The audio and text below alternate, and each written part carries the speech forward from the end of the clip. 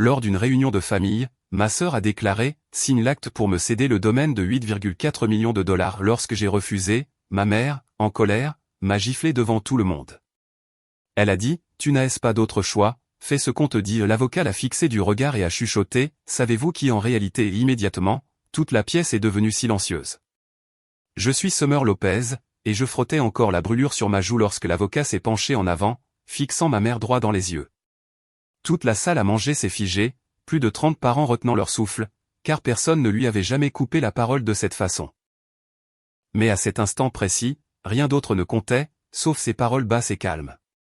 Tout avait explosé quelques minutes plus tôt, lors de notre réunion d'automne annuelle, dans la grande salle à manger qui surplombe le lac, au sein de notre complexe familial des Adirondacks. Ma sœur s'est levée, a claqué une pile de papier sur la table, et a dit froidement, signe l'acte de cession du domaine du lac, d'une valeur de 8,4 millions de dollars, à mon nom. Tout de suite. J'ai refusé. Ma mère a bondi de sa chaise et m'a giflé violemment au visage, devant tout le monde. Elle a sifflé, tu n'as pas le choix. Fais ce qu'elle dit. L'avocat l'a fixé et a chuchoté, juste assez fort pour que toute la pièce l'entende, savez-vous seulement qui est le véritable propriétaire? Instantanément, la salle entière est devenue silencieuse. Chaque père Dieu s'est tourné vers moi. Si vous avez déjà vécu un drame familial comme celui-ci, appuyez sur le bouton « J'aime » et abonnez-vous pour ne pas manquer la suite. Nous guérissons ensemble, une histoire à la fois.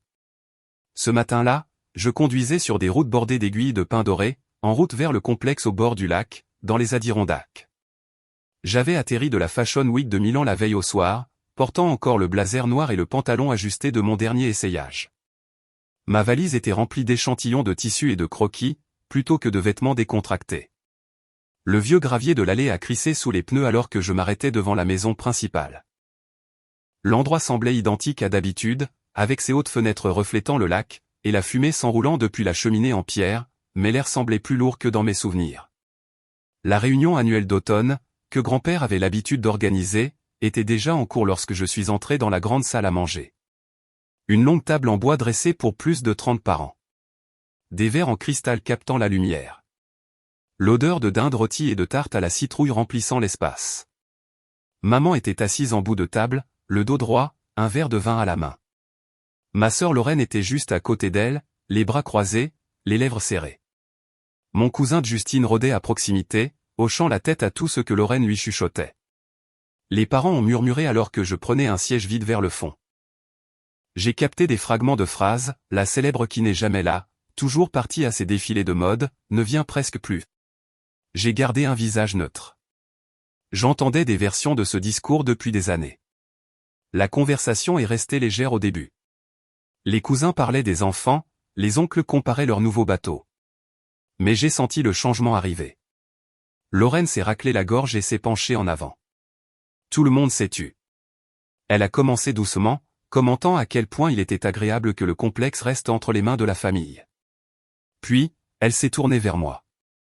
Tu es tellement occupé avec les défilés à Paris et Milan. Tu ne reviens presque jamais. Il est logique que le domaine revienne à quelqu'un qui vit réellement ici, qui s'en occupe au jour le jour. Quelques tantes ont hoché la tête. Justine a ajouté, ouais, exactement. Quelqu'un qui est présent. J'ai posé ma fourchette.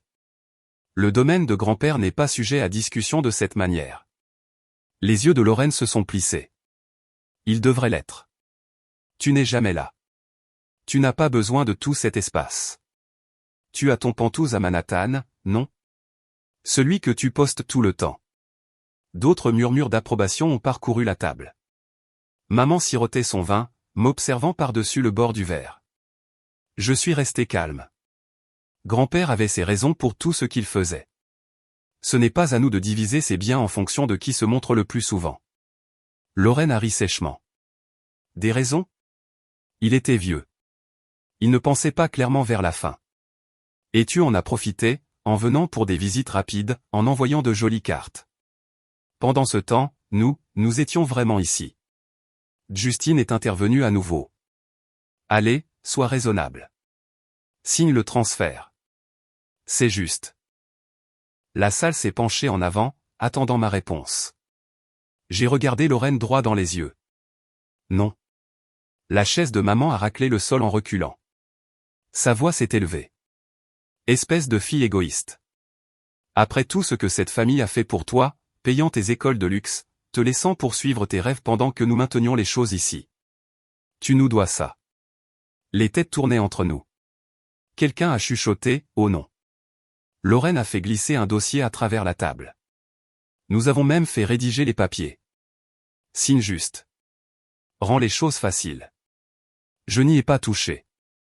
Je ne signerai rien. Le visage de maman est devenu rouge écarlate. Elle s'est levée complètement maintenant, la main levée. Tu feras ce qui est juste pour cette famille. La gifle a atterri violemment, résonnant sous le haut plafond. Des halètements se sont propagés comme une traînée de poudre. Quelques cousins ont couvert leur bouche. Justine a eu un sourire narquois pendant une fraction de seconde avant de détourner le regard. Maman s'est penchée tout près. Tu n'as pas le choix. Fais ce qu'elle dit. L'avocat, Monsieur Whittaker, qui observait tranquillement de côté, s'est levé lentement.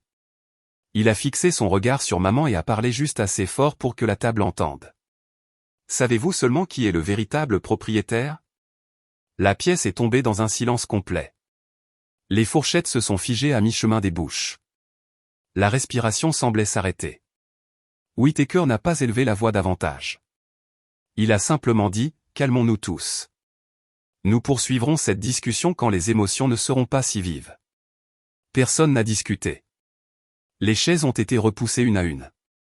Les parents évitaient tout contact visuel en sortant vers le salon ou la terrasse. Les conversations se sont réduites à des marmonnements gênés. La lourde porte d'entrée s'est ouverte et fermée à plusieurs reprises, jusqu'à ce qu'il ne reste plus qu'une poignée de personnes. Je suis restée assise, la joue brûlante, fixant les papiers intacts au centre de la table. Alors que le bruit de la dernière voiture s'estompait le long de l'allée bordée de pins, Monsieur Whittaker m'a fait signe de rester près de la cheminée dans le salon. Il a attendu que la porte d'entrée se referme derrière le dernier parent, puis a tranquillement fermé les doubles portes menant au couloir de la salle à manger. Le feu s'était transformé en braise stable, jetant une lueur chaude mais tamisée sur le tapis persan usé et les rangées de photos de famille encadrées sur le manteau de la cheminée. Certaines montraient grand-père dans sa jeunesse sur le quai du lac. D'autres capturaient des vacances passées depuis longtemps. Whittaker a posé sa mallette en cuir sur la table basse en chêne, a ouvert les loquets, et en a sorti un classeur épais et bien usé, rempli de sections avec des onglets. Il s'est assis dans le fauteuil en face de moi, ajustant ses lunettes avant de parler. Ton grand-père a toujours été méthodique, Summer. Il y a 15 ans, juste après ton déménagement à New York pour étudier le stylisme, il a établi une fiducie irrévocable de son vivant, un trust. Il l'a fait discrètement, par l'intermédiaire de mon cabinet, sans le dire à personne d'autre dans la famille. Je me suis avancé sur le canapé, le cuir craquant doucement. Mon esprit est retourné à cette époque, le minuscule appartement dans le village, les nuits tardives à dessiner, les premiers stages qui ne payaient rien d'autre qu'en expérience. Whittaker a continué, tournant la première page marquée. Le trust a transféré la propriété de tout le complexe du lac dans les Adirondacks, le penthouse de Manhattan que tu utilises pendant la Fashion Week, les terres agricoles du nord de l'État qu'il a achetées dans les années 90, et son portefeuille d'investissement actuellement évalué à environ 2 millions de dollars, directement à toi, en tant qu'unique bénéficiaire. Il a fait une pause pour laisser les chiffres s'imprégner. Il y a de multiples clauses de protection intégrées. Aucune contestation n'est permise sans faire face à des pénalités légales substantielles. Pas de vente forcée. Pas de division. C'est verrouillé. J'ai fixé les documents qu'il faisait glisser vers moi. Signature datée de 15 ans plus tôt. Sceau notarié. L'écriture soignée de grand-père dans les notes marginales. Pourquoi si tôt, ai-je demandé doucement. J'avais à peine 22 ans. Je n'avais encore rien prouvé. Whittaker a croisé les mains. C'est exactement pour cela. Il voyait ton indépendance comme une force, pas comme une absence. Tu étais la seule à maintenir un contact réel. Ces cartes de vœux faites à la main que tu concevais et postais de n'importe quelle ville où tes défilés t'emmenaient, Londres une année, Tokyo la suivante. Les appels vidéo que tu calais entre deux essayages, même si cela signifiait te réveiller à l'aube à Milan pour l'attraper avant le dîner ici. Réserver des vols de dernière minute pour ses anniversaires, ou juste parce que tu sentais qu'il avait besoin de compagnie. Sa voix s'est adoucie. Il m'a dit une fois, en confidence, que tu ne lui as jamais donné l'impression d'être oublié. Les visites des autres se faisaient plus rares à mesure que le temps passait. J'ai avalé difficilement. Grand-père avait observé la dynamique familiale changer bien avant que quiconque ne l'admette. La préférence claire de maman pour Lorraine, celle qui restait proche, qui correspondait au rôle attendu. Deux moments ressortaient clairement maintenant. Ce mois de juillet collant où nous étions ados, Lorraine a réclamé la suite principale avec sa terrasse privée sur l'eau.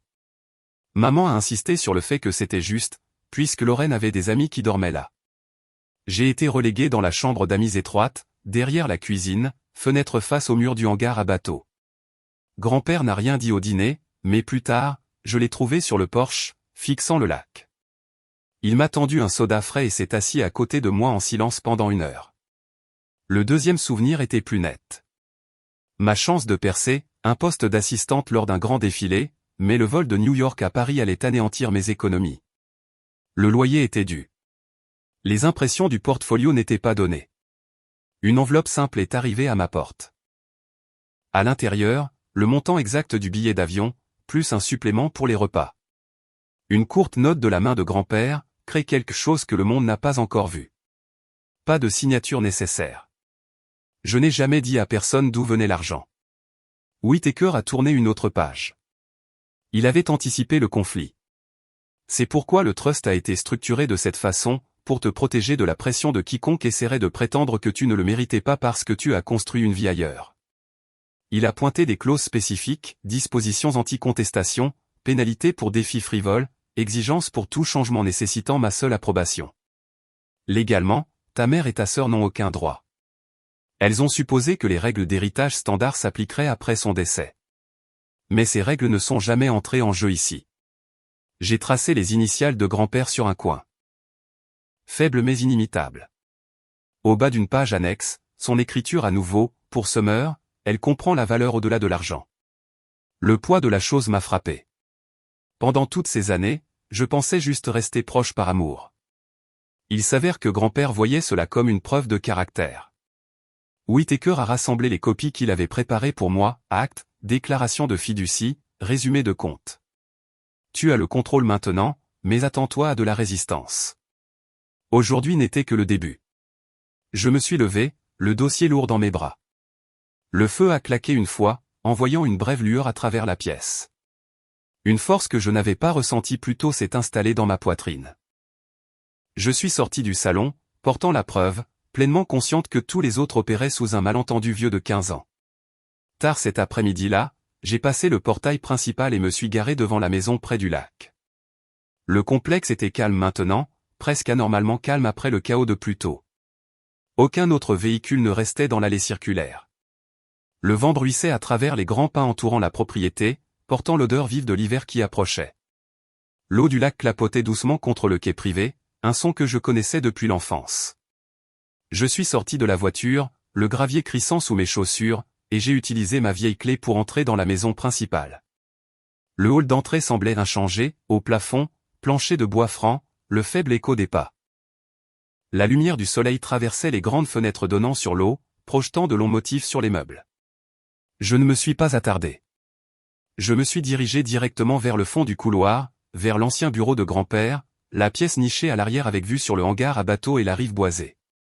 La poussière s'était déposée en couches épaisses sur les étagères remplies de vieilles cartes nautiques et de volumes reliés en cuir qu'il collectionnait. Son énorme bureau en chêne trônait au centre, des papiers éparpillés au hasard, comme si personne n'avait rien organisé depuis son décès. Des tasses à café vides cerclées de taches. Quelques enveloppes non ouvertes empilées dans un coin. L'espace portait un sentiment d'abandon qui n'était pas là quand il était vivant. J'ai essayé les tiroirs du haut d'abord, verrouillés, comme prévu.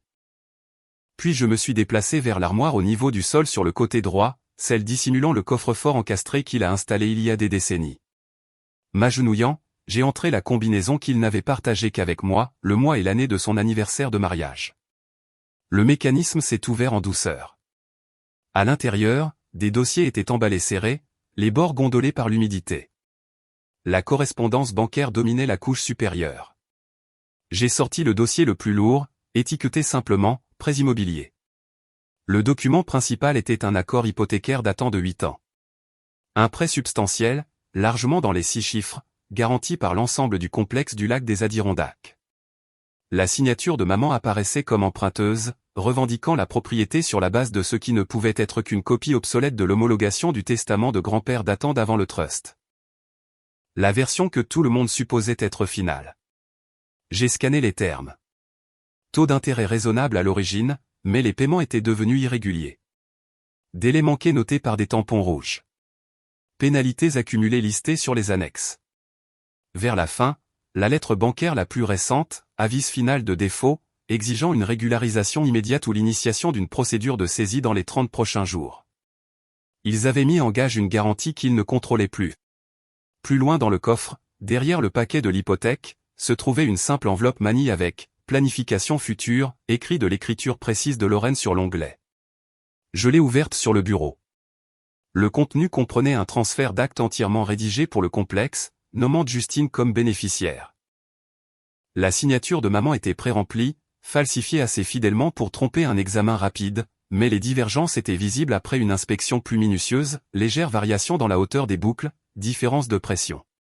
Des notes en marge détaillaient la logique, réduit l'impôt sur les successions grâce à la structure de donation, permet une division discrète des bénéfices entre les membres principaux de la famille.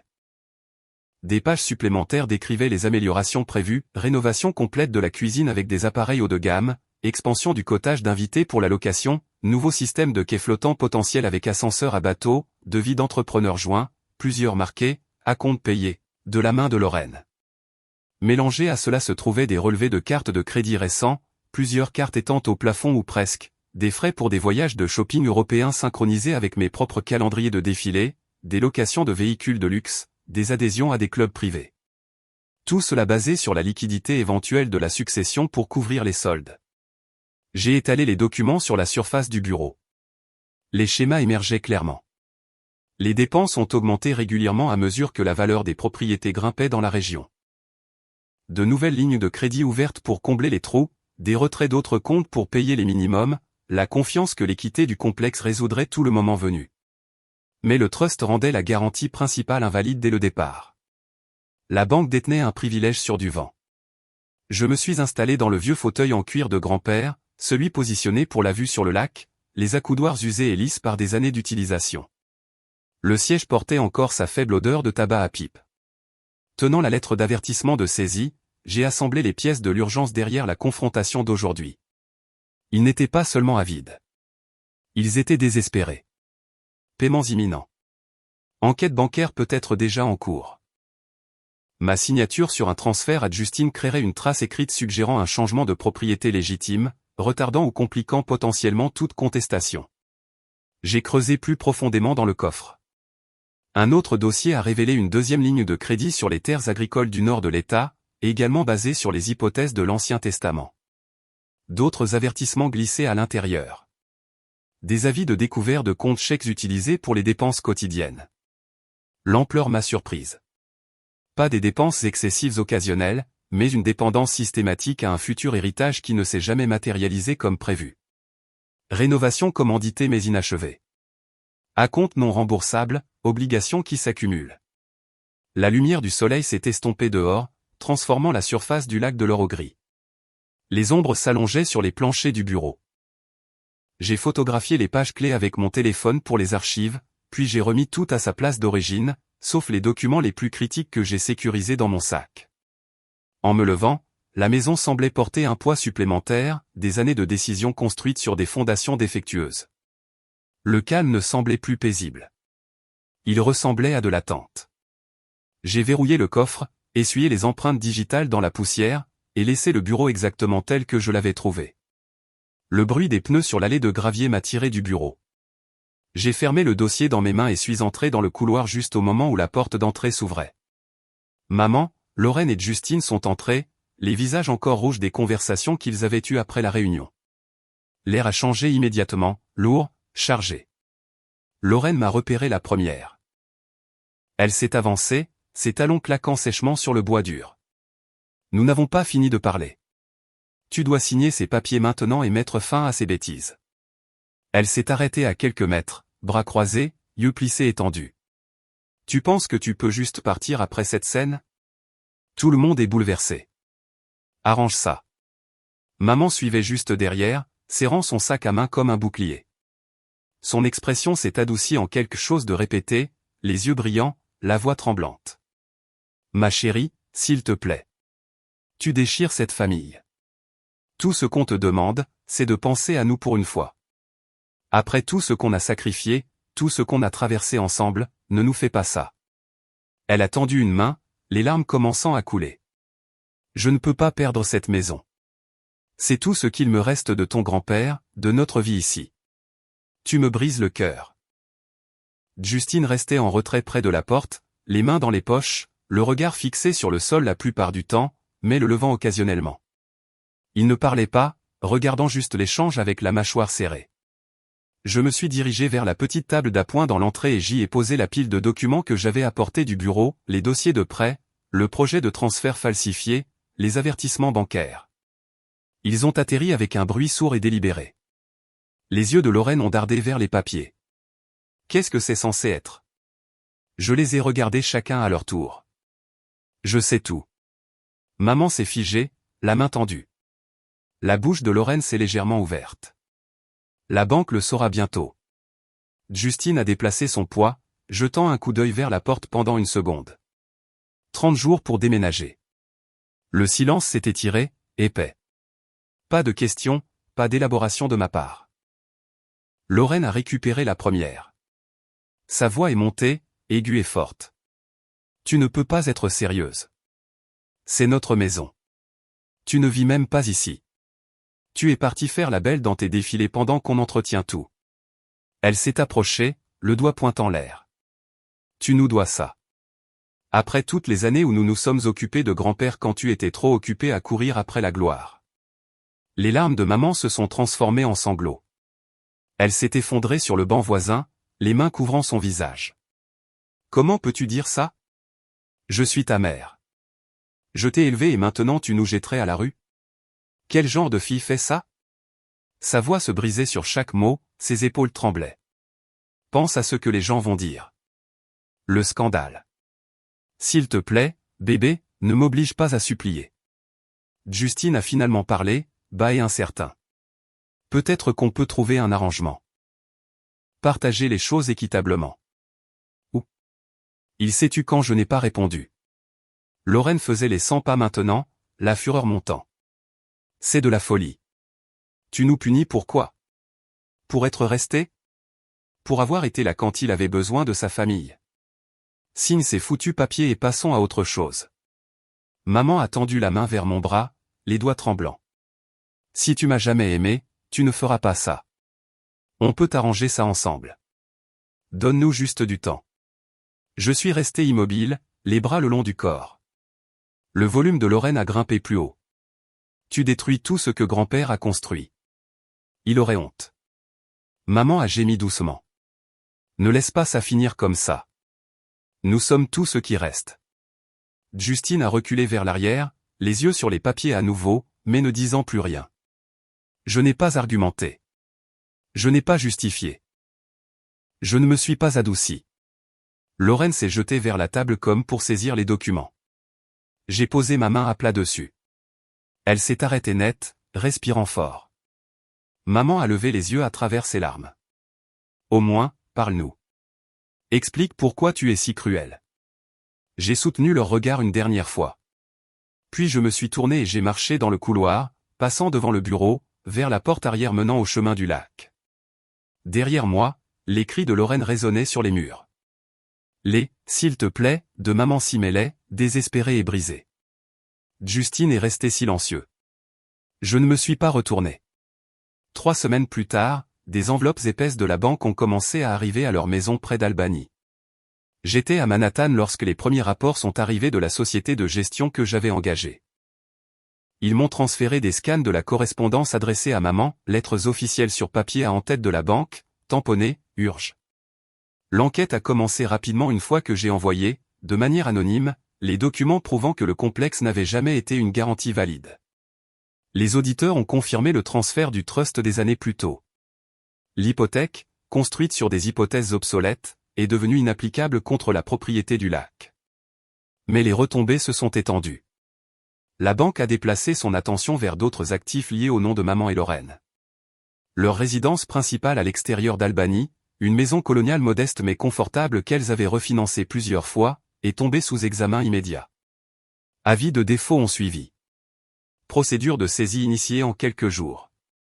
Les agences de crédit ont mis à jour les dossiers rapidement. Compte conjoint gelé, ligne fermée, score en chute libre, des centaines de points perdus du jour au lendemain, nouvelles demandes refusées automatiquement, même les services publics de base signalés pour exiger des dépôts. Le travail de Lorraine à l'agence immobilière locale s'est terminé brusquement. Les murmures ont commencé parmi les collègues et les clients après qu'un cousin a mentionné le conflit familial lors d'un événement communautaire. La nouvelle a voyagé à travers les réseaux de voisinage, les réunions de la chambre de commerce, les journées portes ouvertes. Au moment où la direction l'a convoqué, les mandats s'étaient taris. Le licenciement a cité le « risque de réputation pour la marque ». Pas d'indemnité au-delà du standard. Justine a pris ses distances presque immédiatement. Les appels téléphoniques restaient sans réponse. Connexion sur les réseaux sociaux supprimée. Toute trace numérique le reliant au projet de transfert a disparu. Fichiers supprimés, messages annulés. Il a plaidé l'ignorance lorsqu'il a été pressé par des connaissances communes, insistant sur le fait qu'il n'avait offert que des conseils informels. Personne n'a poussé plus loin. Maman a essayé de tendre la main en premier. 3 appels en une soirée. Messages vocaux tremblants. Plaidoyer pour la compréhension, promesse de rembourser d'une manière ou d'une autre, question pour savoir si je pouvais parler à quelqu'un à la banque. Je les ai laissés aller sur la messagerie vocale, puis j'ai bloqué le numéro. Les messages de Lorraine sont venus ensuite. Texto à des heures bizarres, accusations de trahison, rappel des sacrifices d'enfance, exigence d'explications que je devais en tant que fille et sœur. Menaces d'action en justice qui ne se sont jamais matérialisées. Chacun plus court, plus colérique. Je l'ai bloqué aussi. La société de gestion a géré le reste efficacement. Une équipe professionnelle sur place dans la semaine. Inventaire du contenu, changement des serrures, coordination de l'entretien, caméra de sécurité mise à jour, demande de location pour la basse saison arrivant déjà. Le Penthouse loué à un client d'entreprise pour le débordement de la Fashion Week. Les terres agricoles sous contrat avec un exploitant local de confiance. Les relevés arrivaient régulièrement. Projection de revenus, rapport de dépenses, déclaration fiscale préparée. Tout fonctionnait sans heurts, détaché du chaos personnel. Des mises à jour occasionnelles de parents éloignés arrivés au compte-gouttes, récits de seconde main de camions de déménagement à la maison d'Albanie, affaires mises en carton à la hâte, maman restant temporairement chez une tante. Lorraine aperçue cherchant un appartement seul. Aucun contact direct tenté après les blocages. J'ai examiné les rapports depuis mon studio, des croquis étalés sur la table pour une prochaine collection. Les chiffres étaient propres, prévisibles. Pas de surprise. La distance semblait finale. Plus d'appels inattendus. Pas d'explication nécessaire. Pas d'envie d'intervenir. Les conséquences se sont déroulées exactement comme la loi le permettait, impersonnelles, minutieuses, irréversibles. Un après-midi de fin d'automne, avec le vent du lac fouettant les aiguilles de pin rouge sur la route, j'ai conduit jusqu'au petit cimetière près du complexe. Les portes étaient déverrouillées comme toujours, le chemin de gravier crissant sous mes pneus. Je me suis garé sous les vieux chênes et j'ai marché la courte distance jusqu'à la parcelle de grand-père. La pierre était simple. Son nom, les dates, une courte ligne sur son amour de l'eau. La terre fraîche s'était tassée il y a longtemps. Maintenant, des fleurs sauvages bordaient l'herbe. Je suis resté là dans le froid, le manteau serré. La brise portait la brume du lac, fraîche contre mon visage. Aucun long discours n'est sorti. Je n'ai pas ressassé les arguments ou les retombées. Juste des mots calmes, à peine audibles au-dessus du vent. Merci de m'avoir donné les outils pour me protéger. Les feuilles ont bruissé au-dessus de ma tête comme une réponse. Le temps avait passé depuis que tout s'était effondré. Les week-ends m'appartenaient désormais, seul au complexe. Je montais le vendredi soir après avoir bouclé les défilés ou les essayages, déverrouillé la maison principale et laissé le silence s'installer. Le matin commençait avec un café sur la terrasse, regardant le brouillard se lever de l'eau. Pas d'horaires imposés, pas de voix remettant en question mes choix, juste le rythme régulier des vagues contre les poteaux du quai. Les après-midi signifiaient de longues promenades le long des sentiers du rivage que grand-père entretenait lui-même. Je suivais les mêmes chemins, mes bottes s'enfonçant dans les aiguilles de pin, respirant l'air piquant de froid. Le hangar à bateaux restait vide, mais sécurisé, les canoës couverts pour l'hiver. Les soirées étaient pour la cheminée. Je l'allumais comme il me l'avait appris, petit bois d'abord, bûche croisée, et je m'asseyais avec un livre ou des croquis étalés. Les flammes craquaient et éclataient. Dehors, les étoiles apparaissaient clairement au-dessus du lac, plus brillantes qu'en ville. La paix venait de lignes claires tracées, coupant ceux qui ne faisaient que prendre. Les attentes, la culpabilité, les exigences laissaient place à quelque chose de réel. Plus d'énergie drainée à justifier ma vie, ma carrière, mon absence ou ma présence. Le regret n'a jamais fait surface. Pas quand les rapports ont montré que la maison d'Albany avait été vendue aux enchères. Pas quand des mises à jour lointaines mentionnaient de nouveaux appartements ou des recherches d'emploi. Pas même quand d'anciens contacts communs demandaient si je reconsidérerais ma décision. Le choix était le seul qui préservait la dignité. Grand-père comprenait cela, il avait construit des garde-fous non pas pour la richesse seule, mais pour la liberté face à la manipulation. Restant devant la tombe plus longtemps que prévu, j'ai placé un petit bouquet de branches de pin à la base.